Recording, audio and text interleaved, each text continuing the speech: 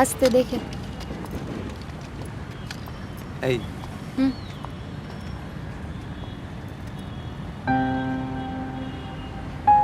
কোনো দরকার নেই। কেন? একটা হোম লোন চাইলেই তো এখন হয়ে যাবে। শোধ দিতে হবে তো। হ্যাঁ তো দেবো, পলিসি আসছে, টাকাও আসছে, দিয়ে দাদা দেবো। শুনছেন? অপূর্বদা, হ্যাঁ আমি মানস সেন। হ্যাঁ। সুবীরদা আমাকে আপনার কথা বলেছিল, নাম্বার দিয়েছিল, কিন্তু কপাল ভালো দেখা হয়ে গেল। আচ্ছা আচ্ছা। বলছি যে দাদা, আমি একটা পলিসি করাতাম। ও আচ্ছা, হ্যাঁ দাঁড়ান। আপনি এক কাজ করুন, আপনি আমার কার্ডটা রাখুন, আপনি আমার বাড়িতে চলে আসবেন, আমি বলে দেবো কী করতে। বলছি যে দাদা, করে দিতেই হবে। হ্যাঁ আসলে এখন খুব দরকার আমার ওই দেখ। বাবার জন্য। হ্যাঁ হয়ে যাবে। আচ্ছা আসছি তাহলে। হ্যাঁ চলো।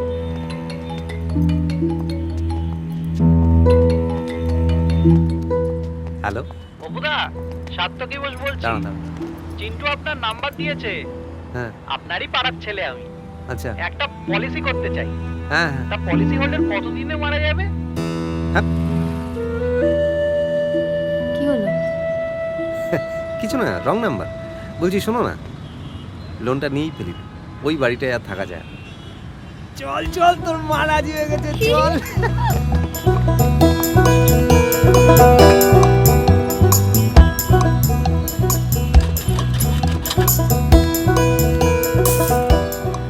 এত বড় ধোসা! খা খা। খাও। বলছি আমার আর বিলুর তো একটাতেই হয়ে যেত। আরে খাও না, এরপরে আরো ভালো হোটেলে নিয়ে যাবো, 5 স্টার, বুঝলি, 5 স্টার। বিলাসিতা ভালো না, অভ্যেস হয়ে যায়। হ্যাঁ তোমার এখন কমিশন আসছে ঠিকই, কিন্তু লোকে তো বলছে যে আরে ছাড়ো তো, সব লোক কি মারা যাচ্ছে নাকি? আর তাছাড়া যারা মারা যাচ্ছে তারা তো টাকাও পাচ্ছে নাকি, পরিবার তো পাচ্ছে। আর এই যে যারা ভেজাল ওষুধ, তারপর আরো হাবিজাবি জিনিস বানিয়ে লোককে মারছে সেবেলা। আচ্ছা কিছু হবে না তো? আরে কি হবে, আমি তো কিছু করিনি, তুই দাগিয়ে দেখছিস কি? খা, ভালো তো। হ্যাঁ।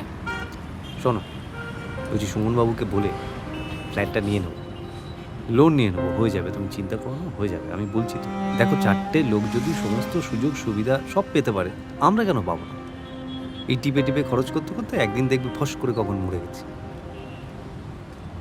কিভাবে পাচ্ছ সেটাও তো খুব জরুরি। দেখো তুমি পরিশ্রম করে যেটা পাচ্ছ সেটাই ভালো, সেটাই অনেক, বেশি লোভ করা ভালো না। এই বেশি জ্ঞানের চর্চা করে বাঙালির আজকে এই অবস্থা। সাম্বার টাম্বার দেবেন নাকি? হ্যাঁ দিচ্ছি।